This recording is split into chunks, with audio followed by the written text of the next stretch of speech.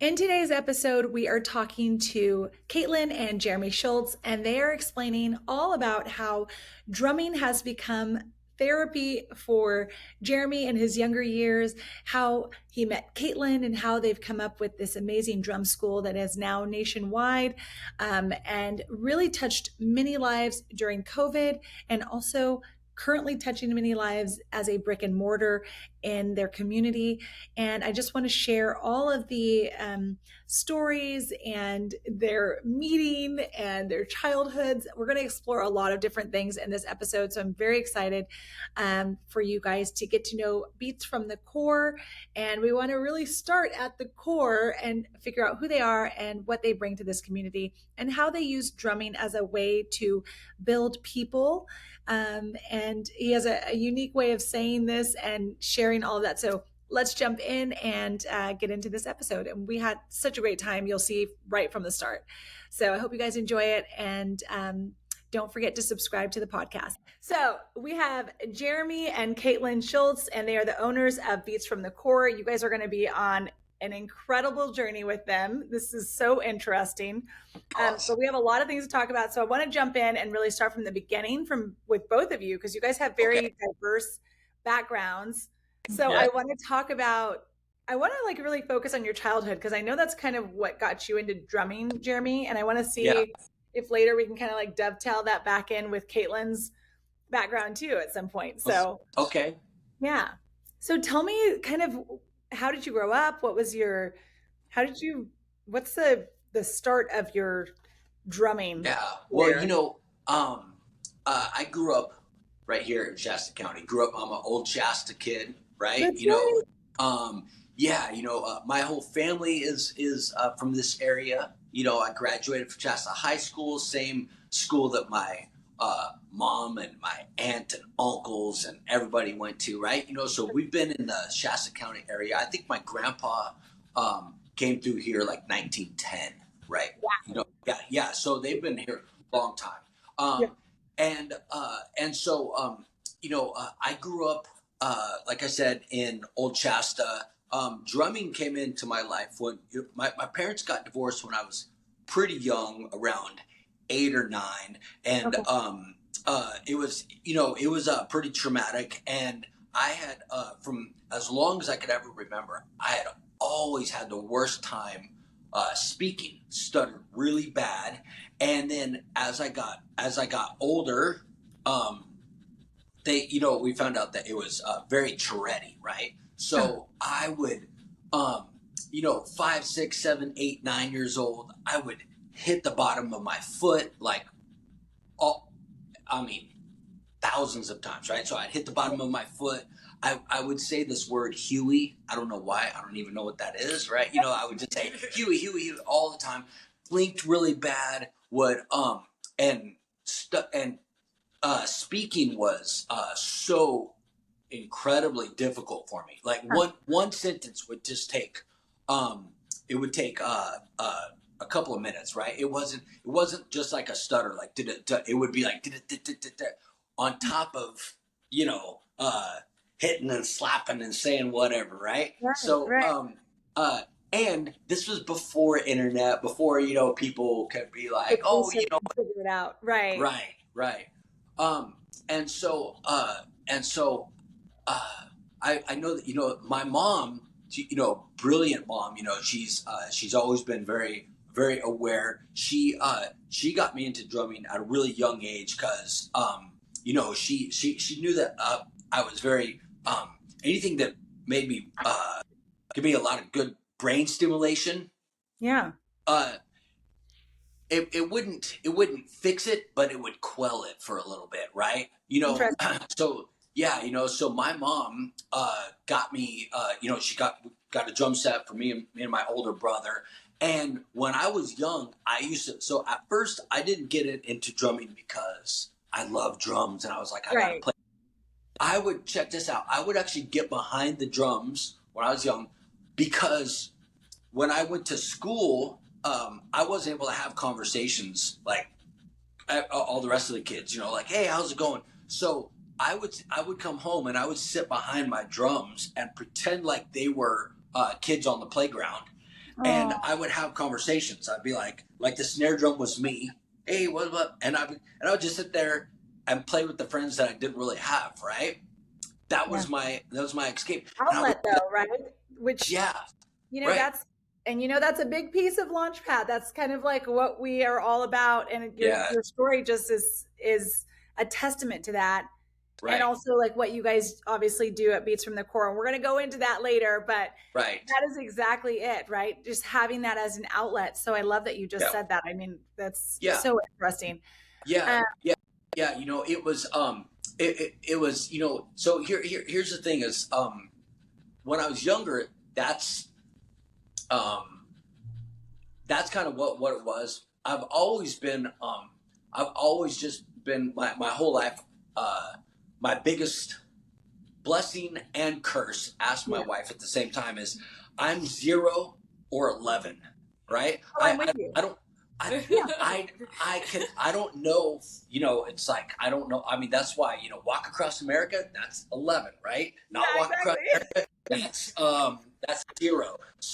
So I've always been. It's been really easy for me to get excited about something. So of Yeah. course, although I would sit back there and bang on it, I was always like, drums, right?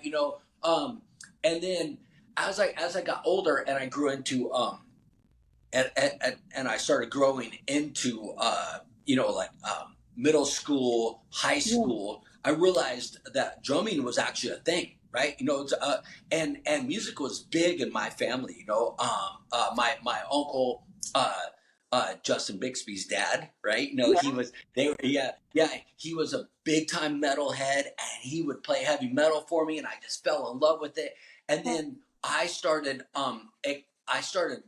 finding my own identity and my own stuff. So pretty soon, that's what everybody in town, everybody that knew me knew, as long as I can remember, that's what they knew me for, was drums. And this is a big part of my story.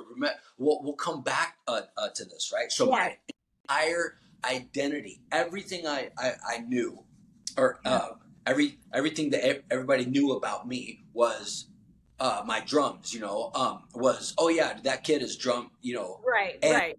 You didn't have yeah, anything else to kind of identify who Jeremy was, and that's right. just anything. And I was going to ask you kind of on that, like, do you feel that another instrument would have done the same, like given you that same impact? Or do you feel like Well, there's something from like the percussion or something that yeah. helps you as far as, That, you know what? Listen, that's a great question. Uh, so later on in the podcast, when we get into later on in my journey, we're going to discover the owner of the Seattle Drum School, this guy named Steve Smith, Mhm. who gave me. He was my first real life mentor. Gave me my first opportunity at being a professional drummer, teaching at the Seattle Drum School, and he. So when I used to take lessons with him, he would tell me, "Hey, you have to count out loud," and I'd be like, "No, I don't. I stutter. I can't count out loud." And Yeah. he would say, "Hey, listen." He said the more I have you count out loud, the more you learn to sing your drums. He's like, it's going to repair the synapses in your brain. Now, Wow. it's funny because I've mentioned this online, and the internet warriors come out. That's factually incorrect, and well, guess what? It did, Yeah. right? It worked. So Yeah. I guess that makes me a doctor and a scientist, as Hey, well as and a drummer. one teacher, right? Um, Because yeah, no. I Now, before you go any further, because Mhm. I want to talk about Seattle, because that's like a huge piece of your story. Yeah. But I also want to bring in this beautiful woman sitting next to you, and I want to just, Kaitlyn, I want to find out kind of what your childhood was too, because you guys are so different, right? As far as like your upbringing and all of that. Yeah. So tell me, because I know you got some Haitian roots in there. We'll talk about all of Yeah. that. So tell us a little bit about how you grew up and if music was a big part of your life or not, or what was your situation? Well, I would definitely say music was a little bit involved within my childhood, just purely from the fact that I come from a large family and family gatherings are always a thing. My great grandmother immigrated to the United States with 10 children, and they all had children, and they all had children. So family functions with a lot of Haitian music was definitely a focal point of my childhood. It was kind of a part of introducing community, getting to know each other, surrounded by good food. So always definitely a part of my childhood. Yeah. And where exactly did you grow up? Like, where did you grow up? So I actually grew up in Long Island, New York. Okay. Uh-huh. So on the suburbs in Baldwin, which is a pretty well known town, I would say. The public school system there is actually pretty phenomenal compared to most.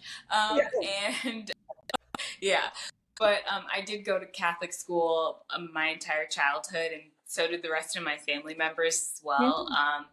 And I think that was really where I kind of learned to incorporate aspects of myself within learning about like arts and creativity, and also learning a little bit about religion, which has definitely helped what I've deemed my own personal values and what has definitely built our personal family values. Yeah, no, that's amazing. I love it. And then how did you guys, I mean, we'll get to how you guys actually met and all of that, but how did you guys come up with this idea to come to a small town in Reading? And I know I'm skipping over a lot of stuff. We're gonna go back to that, but just to like put all of the things that you guys have learned together and decide that you're going to have a brick and mortar. And I know that you've done online classes before and all of that, Jeremy. So, I mean, there's just so many twists and turns. So before we move into that, I just asked a big question, guys. I know. I need to know about this walk across America, because then I think we can tie it all together. So let's go back to Seattle Drum School and tell me about kind of how that impacted you and all the way to that walk. Okay. Yeah. So, so like I said, so before I made it up to Seattle, so, spent the rest of my waking hour here in Reading, practicing every day, I was, barely went to school. In high school, I had like my first 3 periods, and then I'd get on my skateboard and skateboard home and play drums, right? Graduated 1992, and just in a couple years later, I had a dream. By that time, I was in love with drums, right? Like I said, at first I wasn't. I played because it was a way of talking, and then it became such like a huge social circle. And then, I was of the age where Metallica was brand new, right? So you would see all these things, and I'm like, I want to do that.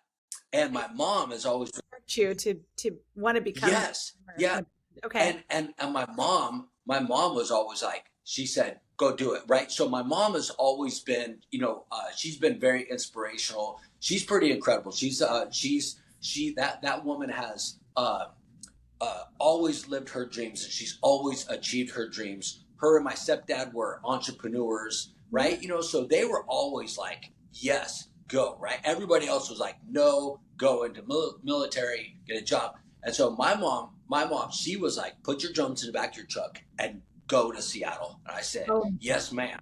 So I did, right? So I went up there, and it was like I said, this was before internet, and it was like a foreign land. There was bands there was bands playing in the parking lots. I was like, oh my God, right? So I just within a couple of months from being up there, I got into a band and was just working, doing that for like a couple of years, and I started. I practiced 7 days a week. That's all I did was I would go to work and then practice. And I was playing shows and everything, but I started to feel like, man, I need to light a fire. I want to become professional. I'm still working a regular job, just like a grocery store job. Yeah. And I started taking drum lessons at the Seattle Drum School. Very prestigious school, man. Like some of the best teachers in the world. Yeah. Death Cab for Cutie drummer, right? Yeah.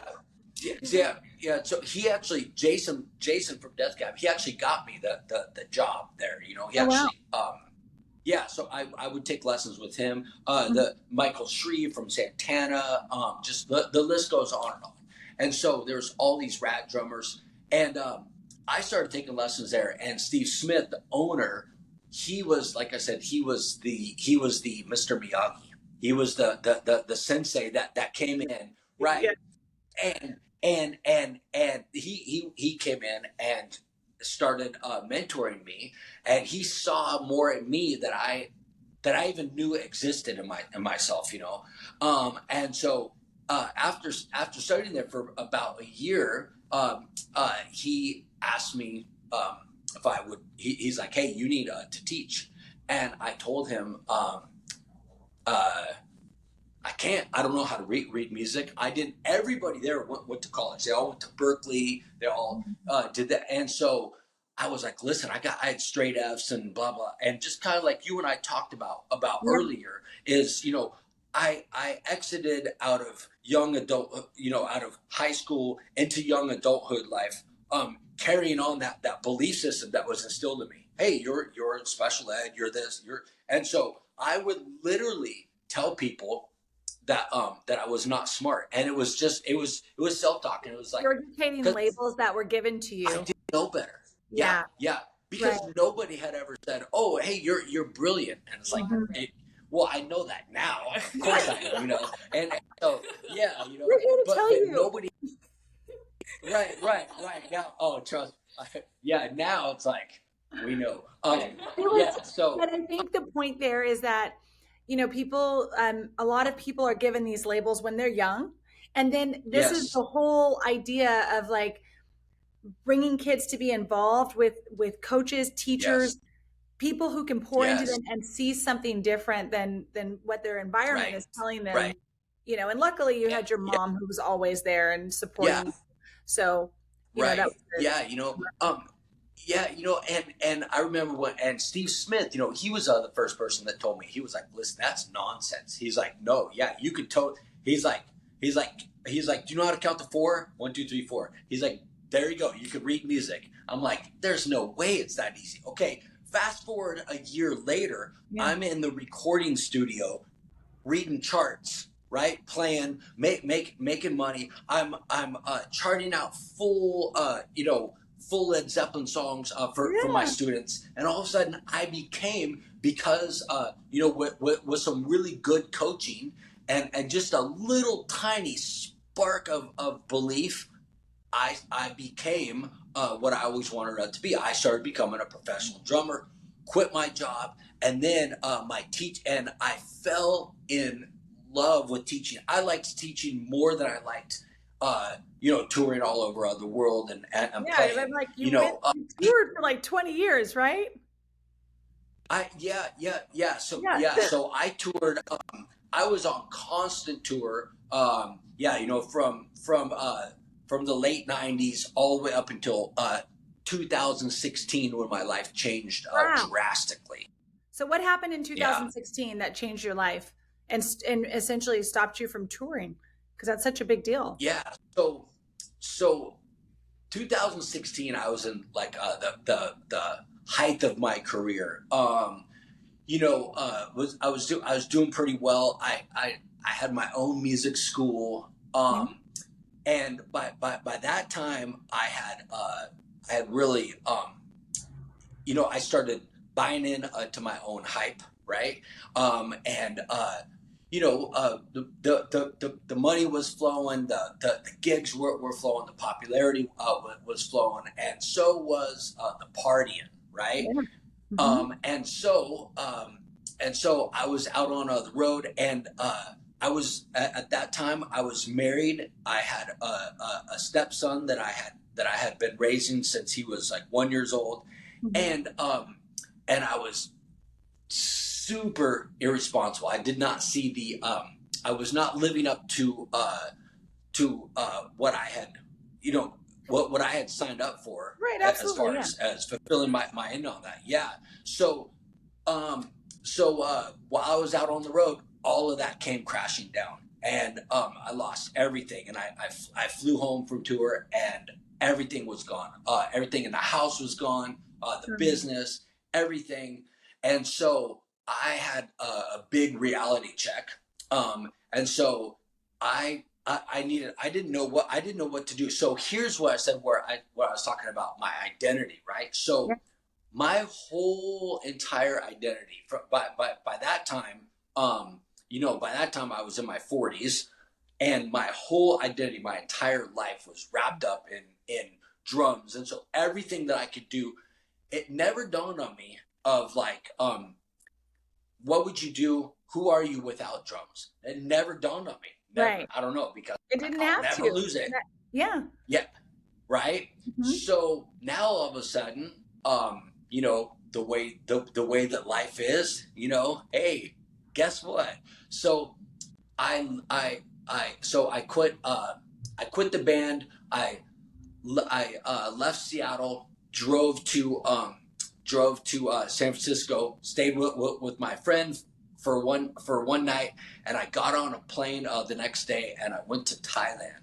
And and I had to get away just to kind of get my bearings about me, right? Yeah. And I didn't have any other way of making money, so I moved my school to online. So I just had a pair of practice pad and drumsticks, right? Okay. So I was given online lessons. I want you to pause right there, because I want to ask Kaitlyn what you were doing in 2016, because I can tell where he's going. Yeah. In 2016, I would say I was definitely in the midst of my journey in the beauty industry. I was just leaving working at Sephora for like 6 or 7 years at that point, and then I was just jumping into the portion of working with independent brands, so kind of being their sales and education, and going to different locations across New York. So I was like kind of starting my, like, I would say adulthood journey, ironically, a little bit, and I was really trying to understand like what fits for me. Yeah. So. Yeah. Okay.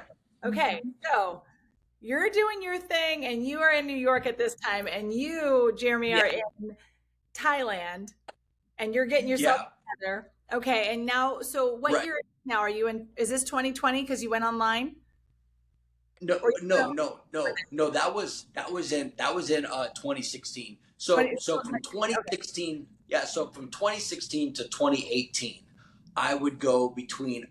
I ended up getting paid gigs from Thailand, Dallas, and then New York City, right?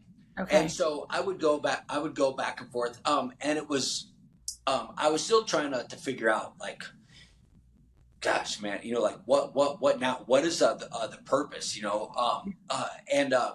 there was a lot of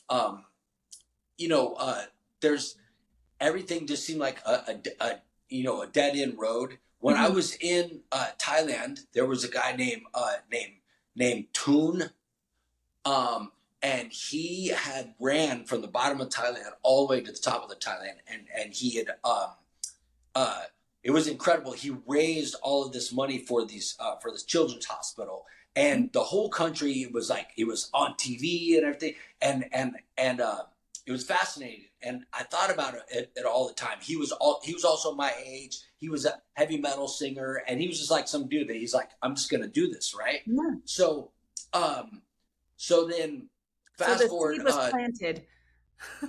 Yeah, the seed was planted, and so here I am, 2018 in Brooklyn. I've got an apartment there, and I'm like, I don't want to play drums or teach or anything more. I said, I need to go for a walk. I need like some time out, because since that life change had happened, I was still, right, because I had to make money, but I still hadn't gotten my bearings around me. So I would wake up every day and I'm like, who am I? I have no purpose. What am I supposed to do? And I'm like, I've always been a really good writer, and I would write, try to figure things out. And I woke up one day and I was thinking about that Toon guy, and I was like, I bet you I could walk home to Reading. I was like, because I was already going to give up my apartment. The lease was up at the end of December of 2018, Okay. and so I was like, and so I was just gonna come back to California anyways. Yeah. New York, as awesome as it is, it's a really lonely city. It's a really lonely city, right? Well, especially after and coming so from a place like Reading. You yeah, know, and you've right, been all over the world, and Thailand too, yeah, because Thailand, they're very very warm there, and you know, it's a totally different vibe in New York. yeah, yeah. You know, so I woke up and I was like, you know, I don't know what this feeling is. I've never had this feeling, but now I know what the feeling was. Yeah. But I was like, I'm feeling called to walk across America. I think I'm gonna do it. So I called a couple people and I'm like, dude, I got this idea, right? And everyone's like, Jesus, oh man, yeah, whatever, right? A couple weeks after I declared that I was gonna do it, I met the love of my life. We went out on one date, had a great date, and I never told her. I was like, I'm thinking in my head, I'm like, I'm out of here in a few weeks, and then I'm gonna go. I'm gonna start prepping up for my walk. So we went out on one day. He was going to be gone for 6 months. No, he did not. Yeah. So I was like, I guess that, that date didn't kind of work out as well as anticipated, because our date we had a great time. Like, we went to like a dive bar in Brooklyn, and we like sat and had popcorn and just talked. Popcorn and IPAs. Popcorn and IPAs, and sat there and like talked for like 2 to 3 hours. Yeah. Wow. Yeah. And then he's just gone, just poof, gone. And, and then I was next, like, and his next thing, is to walk across America. That's okay. So let's hear about that, because I know that you did it to raise awareness about bullying and self-confidence and depression, but like, what really was the inspiration to try to find that organization? Yeah. So here's where the story really comes to life. But so the book that I have coming out about my walk across America is called The Way of the Wandering Monk, Walking Home. Okay. And so, like I said, I was still going through a lot of heartbreak. I was still just like really in a lot of pain. And so the dark part of this that's not so glamorous is that actually my intent was that I was just going to start walking to California, and it didn't matter if anybody heard from me or nothing. I told my very best friend at the time what I was doing, and he and his family, they were worried about me. They're like, "Oh man, we're really worried about you." And he kept on saying, "Dude, don't go by yourself. Like, what are you doing?" And I was like, and I figured I would just, I don't know, I'd do it, maybe catch a flight or something like that. But I'm like, I'm out of here, right? I didn't really know. And so it started getting closer and closer to the time that I was going to leave. And my friend John said, "Jeremy," he goes, "as long as I've known you, you've always loved helping people." He goes, "Why don't you tie this to a cause?" He goes, "I think it'll do you good. It'll bring you some joy." And I was like, "Dude, that is great." And so that very morning, I'm having coffee and I hear Justin Wren on Joe Rogan's program, and Justin Wren was talking about. And so Justin Wren is a MMA fighter, professional UFC fighter, and he was talking about Fight for the Forgotten, how they build water wells for the pygmy people, and he talked about how they were making this anti-bullying campaign, this initiative for kids here in the United States. And he's like, "Yeah, we're just now building it." So I have a part of this on my documentary. I stopped what I was doing and I emailed him. I was like, "Hey, I'm gonna walk across America. I'll raise money for you guys. Is that cool? Like, what?" He calls me a week later and he's like, bro, what? And he's like, who? Yeah, he's like, well, okay, what do you want out of it? And I'm like, I not I don't know. I'll raise. I said I'll just raise some money and give you, Yeah. You're like, have I'm a walking separate home anyway. account. So, Yeah, that's what I told him, and he was like, and so he goes, I'm gonna have my board call you because he literally told me, he was like, this doesn't add up. Like, what do you want out of it? He's right. super famous, right? I'm like, I'm walking to Reading, and I figured, like, I'm already doing it. I'm gonna pick a. So his guys called me. So they called me, and they were like, "Oh my god!" Right? So it ended up to where these people actually changed my life in a huge way. We were meant to, just like Kaitlyn and I were meant to meet each other in this lifetime. I was meant to meet Jim and Susan, who are on the board of Fight for the Forgotten and now Heroes in Waiting, which is the anti-bullying. I was meant to know Justin, that whole crew. And so we got everything set up, and then I was like, okay, I'm gonna go train for like a couple of months. I'm going to practice walking for walking 20 miles a day. I'd never walked 20 miles. So I practiced that for a couple months over at my friend's place in Virginia. Flew back to New York City. Got on the Brooklyn Bridge, April 22nd, and then I had everything all set up. And I said, you know what? I'm gonna try to raise money for Fight for the Forgotten. We'll talk about the whole journey, but by the time I got to the Sundown Bridge, I had raised $10,500 for them.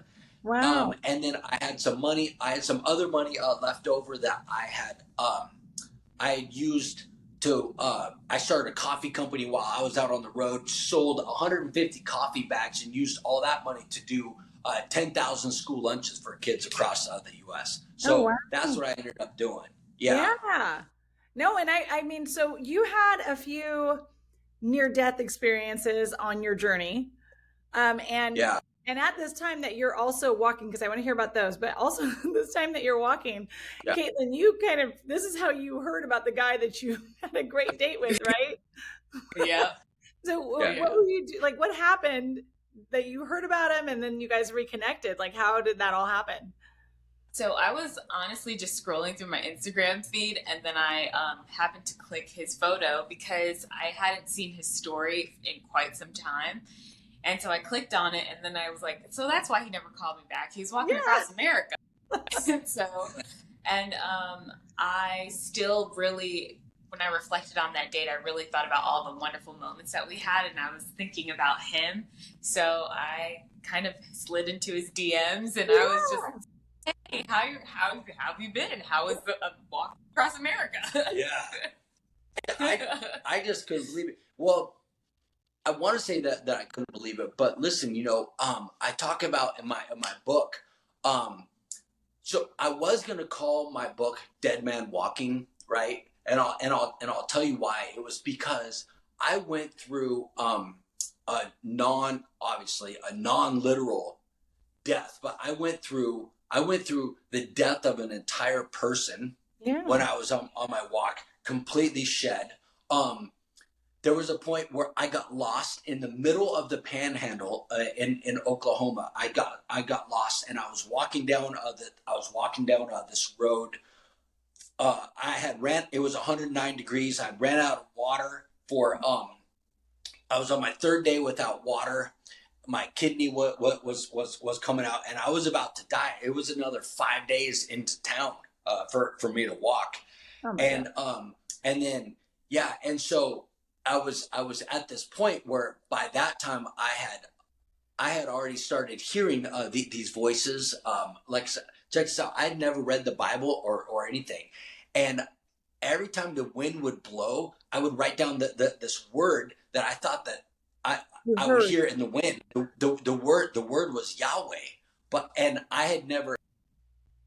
didn't know what Yahweh was. And so I would write that down. So I started conversing with God, and in the middle of that panhandle, it was the first time that I had prayed. I was like, hey God, if you're real, hook me up with some water because I'm about to die, right? And then yeah, bro, let's do it, right? And so and then I passed out, woke up, I don't know how much longer, and I heard like what sounded like a truck. And this truck comes driving down this road, and it was this male lady. She's like, listen, I've had the same route for 20 years. She's like, I don't even know why I'm driving down this road. I've never driven down this road before. She's like, what are you doing here? And she goes, you're the dude that's walking across America. I saw you on all the news. And I was like, do you have any water? I'm about to die, right? So she gave me some water. She drove me to town. And then that's when I had like my first well, not my first, but that's when I was really tapped in. And then from that point on, I'd already walked 1,500 miles by that point. So from that point on, as I got this, as I started getting all these cosmic downloads, I started feeling this newfound power and this new thing. And there was this message that came to me that was like, hey, you could completely rebuild yourself, and you can become anybody who you want to be. That's and right. So, and then that's when I found, by the time I got to Colorado, I found my actual calling, my new life's calling was not to be a drummer. It was not to be in a band. It was not to be this. It was to be able to become the best version of myself and give that away to the world by way of teaching others the way. And by teaching others the way is teaching everybody, kids, adults, how to be able to find the power that resides within them. And then giving them the techniques. And as long as I keep up on being powerful, like that's why I bodybuild now. That's why I'm like, just like super high vibrational frequency. I was told, the gift told me that everything that I want, a massive amount of abundance will flow to me, right? Yeah. And so while I was walking, I was like, I want a really high quality woman, like one of those really classy women, right? Like that's like a. Yes, you got it. Right? Yes. That's you. Yeah. Yeah. And then I started thinking, and then I got called to open up the drum school. I got called to do my bodybuilding, to help train other men, and all of this stuff. And now every day I wake up, I'm on fire so much that ask my wife. Sometimes I get pissed just to go to bed. Yeah. Yes. Yeah. You don't have enough time. I know. I'm like, ooh, because and like I'll wake up at 4 a.m. ready to go, man. Just tackle the day. It's like it's so true. No, I actually completely understand. I really do, and I think part of what you were saying earlier too about you got to kind of have the death of that person and the identity. I really think though, some of that was necessary to become and realize that you needed to be open to listen. Like sometimes when you have your passion, you're so focused on that passion, whatever it is, that you're not open enough to hear or be available for any new, direction. And so now you're in California. Okay. And Kaitlyn, you end up sliding into his DMs. And so how do you get to California as well? Like, how did all of that come together for you guys to then be here and start this drum school? So we ended up talking almost every single day on the phone to the point where I was just like, I'm just going to come to California and visit you and see if this is a fit. That's right. And I did, and it was a fit. We did all the things that I'd never done before, but it wasn't. When I knew I loved Jeremy was, I specifically remember this moment too. Aww. We were kayaking. I'd never gone kayaking before, and he had taken me kayaking. Mm-hmm. And most people would say, oh, so you loved him because he took you to do something that you'd never done before. No. What I loved was the fact that I was on my own separate kayak, and he was on his own separate kayak. And I don't have the most arm strength. And so I'm like lagging behind. And instead of like he could have easily attached his kayak to mine and like, carried me along the way. But it was more the fact that he turned around and said, you can do this. You have this power within you to Yeah, continue. that's great. And that's always what I love about Jeremy, is that he always helps me as well as everybody else find the purpose and the intention and the power within themselves to be able to do pretty much anything they set their mind to. So, yeah. Too, as a nice little dovetail into the fact that you have written your book, and there will be books that people can purchase if you want to learn more about that. But one of the things I really want to make sure we talk about is your drum school, because I know firsthand that you guys have some of our students, some of our kids, our Launchpad kids in your school. And I actually had one mom talk to us about how the drumming has been helping her child with something called trichotillomania, and it's where you pull the hair. And so they've actually, being part of the drumming school has actually subdued that. And that we put them in for like 3 activities, and then they have to choose one for a year. And when he was outside of your drum school, it picked back up. But then when he went back in for his astronaut year, then it was gone. And so, well, not gone, but subdued. So kind of similar to when you were talking about your Tourette's when you were doing the drumming, how it suppressed it a bit and quelled it a little bit more, but it didn't actually just go away. And so I'd love to know if you guys have seen kind of the connection between, subduing some of these things and what percussion or music in and of itself does for people to make those things happen. Well, absolutely. Look, so much so it's so profound that the premise in which we opened the drum school is actually more so for what we call, like I had told you earlier, if we had a big sign out front that said people building facility, everybody would be like, well, I don't know what, we'd have no business, right? So it's a drum school, but it's actually drum school disguised as a people building facility, because is what I found out through, even before my walk across America and all that, is what I found out through my mentor Steve Smith, when he told me like the importance of having a connection, and then all of this. I discovered that there was this process that it's not a drumming process. It's not any type of a process except for a human experience process that is applicable for everybody, and the drums are a great facilitator for it. And it's what it is.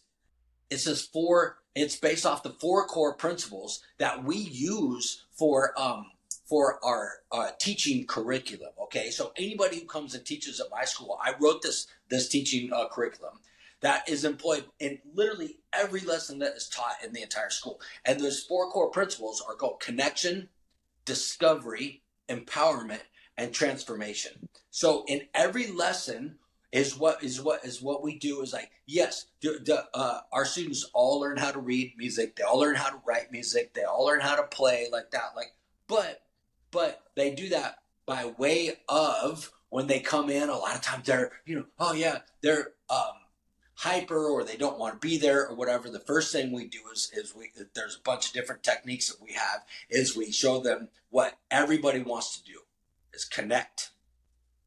And my book is called Walking Home, right? So they connect home. To themselves, yeah. Mm-hmm. Right? Mm-hmm. And then from there, we anchor them there, and then we guide them in a way where now they're connected. Let's just say, like, it's like everybody that comes in, they're like, oh, this was a gift certificate. I don't know how to play drums. How many times have we heard that, right? We've heard that. Everybody. They're like, I'm only going to take these 4 lessons and I'll never play again. I'm really embarrassed. I don't know how to play drums. I'm 60 some odd years old, or somebody's like, I'm 10. I don't know how to play. And I said, great. So 1, 2, 3, 4, right? So now I get them connected. So now they're kind of, they're almost like in a trance. Now we go to a discovery. all of a sudden they start moving stuff around. Oh, right. If you go 1, 2, 3, 4 on 2 different services, you have a rhythm. Yeah. Okay. All right. It doesn't matter. So now they have a discovery, and now we flip that discovery round, and we're like, okay, now you give me one. Oh my God. Now they're empowerment. Now they're like that. Now into the half-hour lesson, now they are empowered and they're feeling great, and their transformation has begun because they get to take that out into the real world. Right. And that's a compound effect. And every time it gets bigger and bigger, and it's proven it works every single time. Yeah. And so we and I was doing that online, and so now we're like, you know what? I was called on my walk to be able to like I said, build myself up to be the best version I can, and give that away to the world, so that way I can so I can affect individuals and communities. And I said, oh, community. I remember we're talking about that. We're like, well, we have to open a brick and mortar. That's the best way we can do it for our community. That's true. Now, I do also know that you sometimes refer to yourself as a coach more so than a teacher. And I'd really love to see how you guys kind of bring that into your teaching. And, you know, I mean, you guys get a lot of different kids in there. So I'd love to see the connection between, you know, what you see in kids that might have behavioral issues, and also coming to your school, and if you've seen any improvements. I love that you identify that, because that is something that is really important. The music teaching culture in of itself, especially in the internet age, you know, the internet's all nice and exciting. You've got YouTube, you can have all these flashy, right? So regular standard music lessons, for the most part, are like torture for kids. It's like, would you rather have music lessons or bamboo up your fingernails? They'll be like, I'll take the bamboo up the fingernails, right? And we've had, and we've had parents come in and they're like, oh man, my kid hates music lessons, right? But I know it's good for him. Well, listen, the coaching thing is we had, without naming any names or anything like this, we had some a couple of kids, man, that just suffer really bad. They were born with very bad behavioral problems. I mean, they would come in and like first 30 seconds they had their drumsticks, and they were like trying to break the window, right? And so they would get kicked out of everything. And is what we did was I would quell that, get them. I would start on the connection, the discovery, and then at the end of the lesson, while I'm writing down their homework, we would write down how great they were, and I would make them say like, okay, here's my bass drum pattern is boom, boom, crack. I am great, right? And they're like, yeah, man, and they started feeling it, and then they would say it. They would hear that, and then all of a sudden they would start to believe it, because your frequency is what you frequently see, right? Yes. Right? Yes. Yeah. Right. So when they're looking at that, I would always write down positive affirmations on their sheet that they would have to look at and play over and over. And then is what happens. It tricked them, and then they started believing it. And if somebody believes that they're awesome, better watch out. Then. Oh man, I know. Yeah. So that's where the coaching element comes in. And I remember, just a few weeks ago, somebody was like, "Oh man, do you miss playing in a band? Do you miss that lifestyle and stuff?" And I'm like, I worked so hard. I did all of this really cool stuff for my 20 some odd years of doing that. I was like, the fact that I can, I'm bringing in these teachers, and now I get to build. This is my calling now. Just like when I was playing a stadium, I was like, hey, I made it. I'm actually like in a stadium. I'm playing in front of like 12,000 people. That's pretty cool. Now it's like I'm teaching these teachers like how to not just teach music, how to be coaches, right? So now I'm coaching them and I'm passing this on. And so I like that you were able to draw that distinction, because it's huge, and it's in the exact core of everything we do, of what we stand for. Well, and the other thing is, like, I mean, I don't want to get too deep into what you guys do have. So share what you're willing to share. But what are some like future projects or like initiatives that you guys are thinking about? You know, as far as what you're doing with the drum school, just in life in general, like anything you personally want to share, because I know that you're doing your book, you're getting that out there and all of that. So Yeah. what else do you have going on? I know that you guys are doing the tribe performance too. We did not mention that, but the tribe performance has been pretty awesome. So Yeah. Tribe was something that we came up with as a way to like I said, you know, my our private drum lessons are great.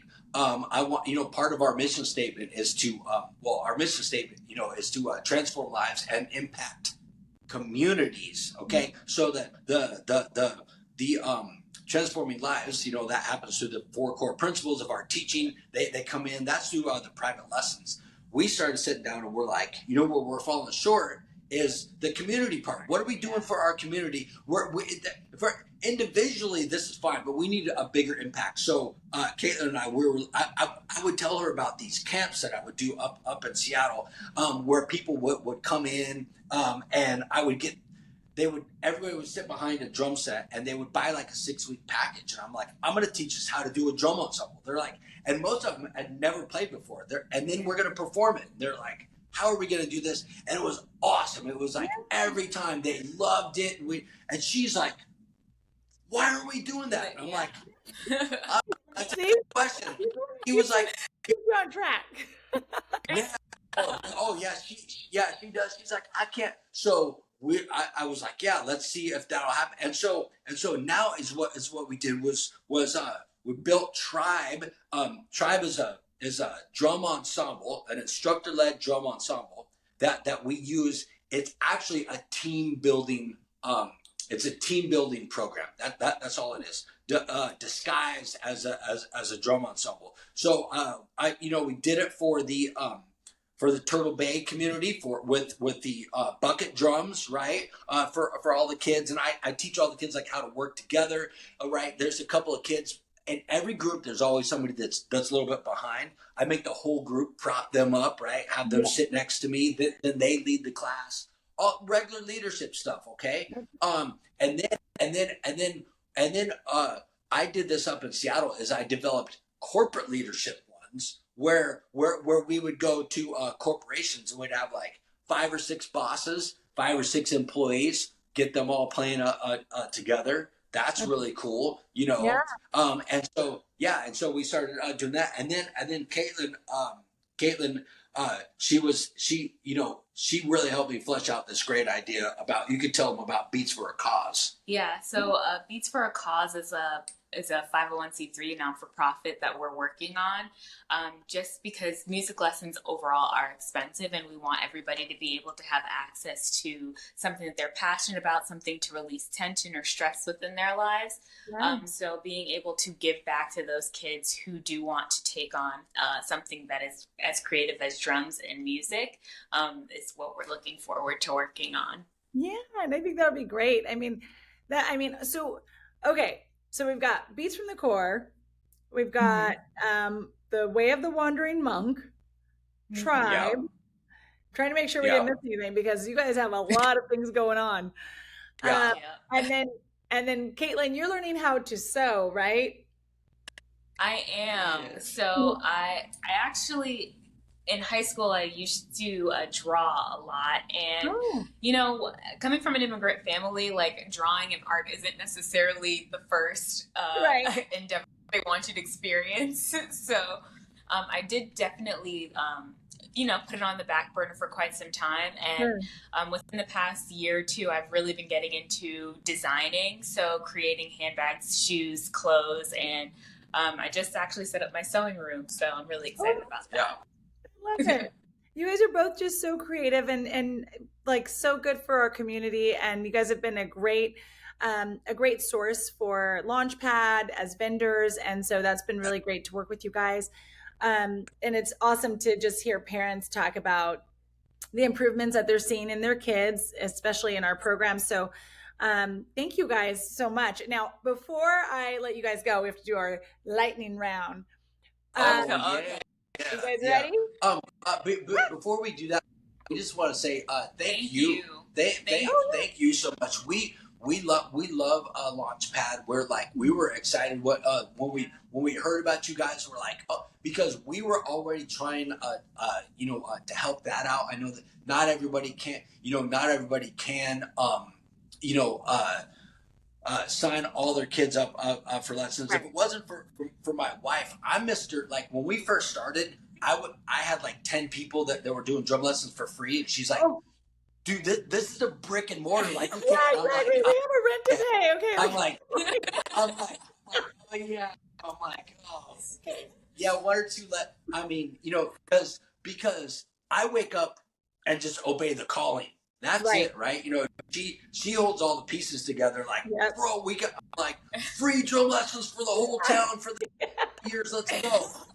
That doesn't work, right? So like that. So we were really excited when we heard about you. But thank you so much. We love it. And those two, I'm sure all the kids in your organization are great. We don't know all of them. The two that we do know that come to our place, amazing. we love. Like, I hope.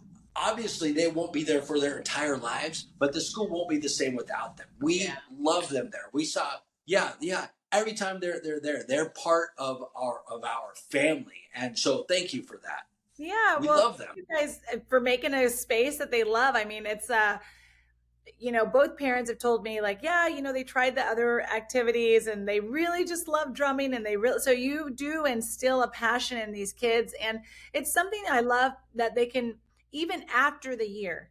The important piece is that they can take these skills into high school and play for the local band. They can take it, into life and, get a drum set. Like there's so many things. And I love that you make it so that people they can drum on a bucket or something, and they still are practicing. They're still getting it going with the sticks. So it's just, you guys have done an incredible job. I'm really happy that you guys are here.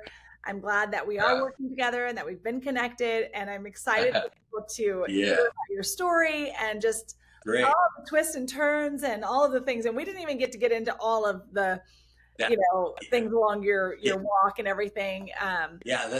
All the skin falling off the bottom of my feet and socks falling. Exactly.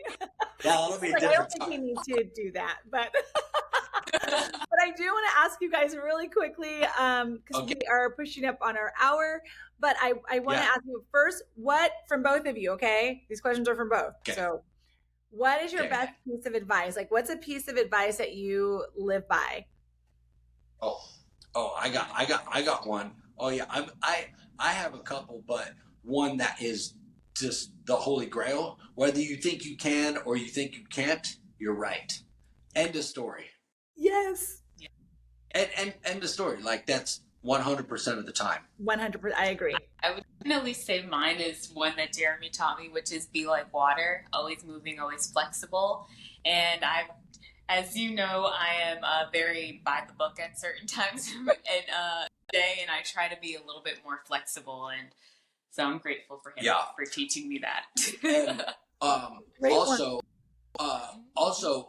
something that I learned that was very profound. That I learned on my walk. I talk about this multiple times in my book. There's this, this a group of circumstances came together, and something that I learned in my book is that the road always provides. Yes. Okay. The road always provides, and in every aspect of life, at some point we get stuck, frozen. Oh my God, this hard. No, the road always provides, even when it seems that. Listen, I lost everything, and that was a way for that. That was the only way I was able to get what I have now, to have the more abundance. Was I was only able to be provided that by staying on the road, by staying on the path. Yep. No matter how bad it hurts. Yep. Road always provides. And you actually showed that, and we are so bad at being fast, but you actually showed that in your walk across America, right? It's like, you got to keep going forward if you want to get to your ultimate destination. You couldn't stop. I mean, you could have gotten on a plane, but we weren't going to stop once you started, right? So, Yes. I mean, you are pretty much like the walking epitome of what you're saying, and I love that. Like you have the ability to coach and you have the ability to write because you've done these things. So That's right. Okay, so we really have to be lightning. Okay, let's go. We are not lightning. Okay, so favorite book, Jeremy. My favorite book is probably your own. Yeah. Way in the. Let me see. I would say. Oh gosh. Ooh, that's a good one. You go.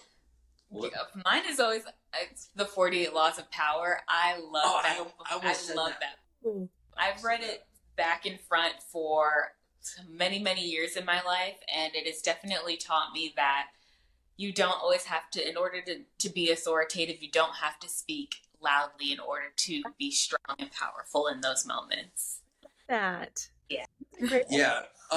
There was a book by Tim Ferriss that he wrote that was called the 4-Hour Work Week, and that was a really good book because that showed me how to shift your mindset outside of the norm of we can only make money, we can only do our thing by XYZ, and that really changed my life about how important it is to think currently, right? Make a ton, like there should be no such thing as a starving musician. There's a billion ways of making money now on social media and blah blah. That is a powerful, profound book about about having an idea and staying on the road. And then if you haven't read the book, it's brilliant. No, I read that book. Brilliant. I love it. Oh, you have read it? Yes, I have it in my house right now. I could go take a picture and show you. I love that book. Yeah, it's a fantastic book. He also has another one, Tools of Titan. But I am not the person. Listen, what is your favorite movie? Ooh. Mine's a Disney movie, and it's Mulan.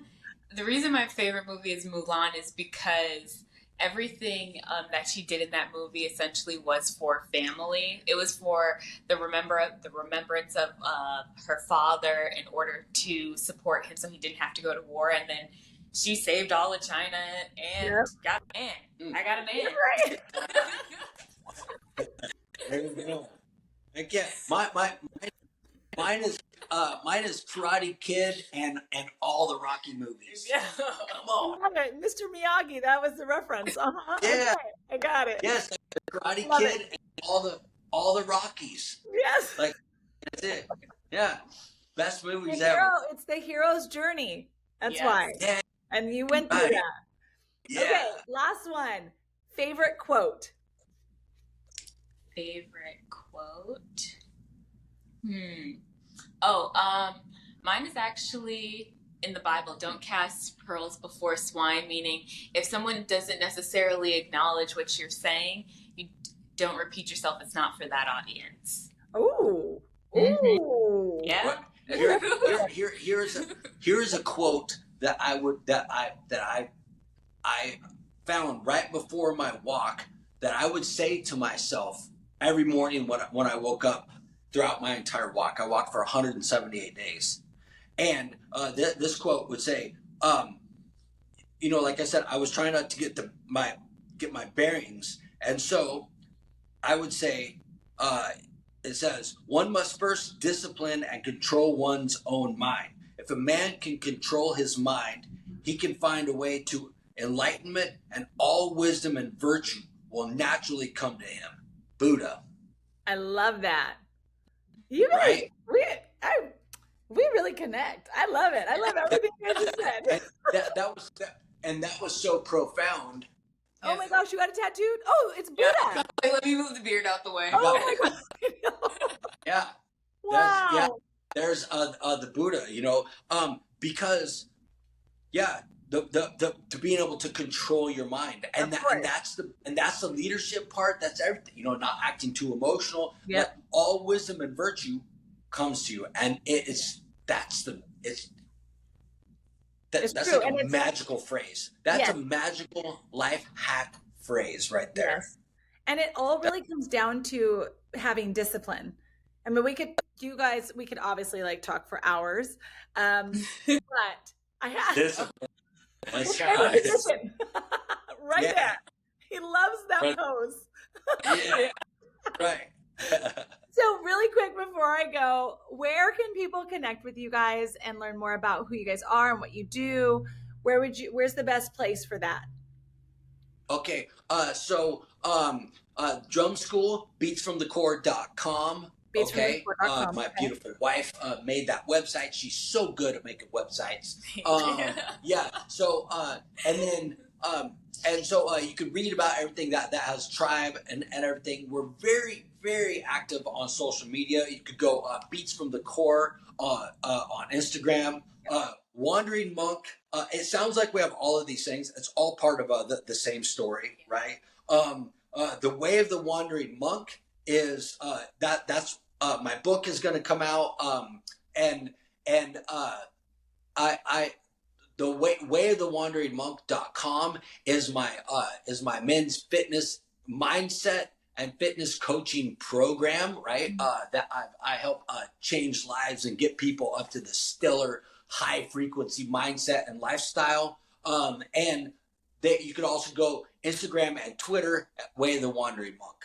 And we share content back and forth, and they all have the similar message. That's awesome. Okay. Yes. Yeah. Well, thank you. And Kaitlyn, do you have anywhere for us to see your designs? Yeah, you can probably. Well, eventually we will, but for now you can see me modeling my closet at Beats from the Core Drum School with all of my secretarial wear, but on my Instagram, which is Kaitlyn Marie. Yeah. Thank you guys so much for being obviously part of our community, and also, were you going to say one more thing? Nope. Oh, okay. No. And also, he got really close to the camera. I thought he was going to do something. Also, just thank you guys for letting me do this interview with you. It was a lot of fun. You guys are incredible people. And that, made it super easy. The time went by so fast. We even went over. So sorry. Yeah. But it really did. Well, thank you for having us, and I look forward to us keeping in contact. Okay. Yes. And I didn't get to say, but this is your 1 year anniversary. Yeah. 1 year. Yep. We're having we're having a party this weekend. Yep. Everything is good. That's awesome. Okay. So thank you guys.